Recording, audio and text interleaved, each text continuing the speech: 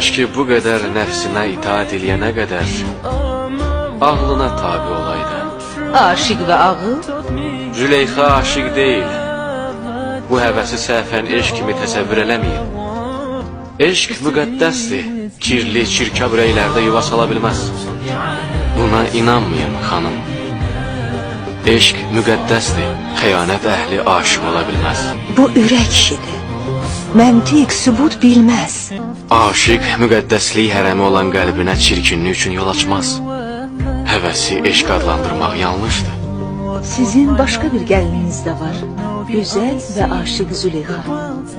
O da sizin kimi neçə illər Yusuf'un intizarında qalır. Deməli sən də mənim kimi aşık olmuşsan. Züleyxa'nın Yusuf'a olan eşki uzun iller Mısır cemaatinin dilinin ezber oldu. Deməli sən də hicran çəkmişsən.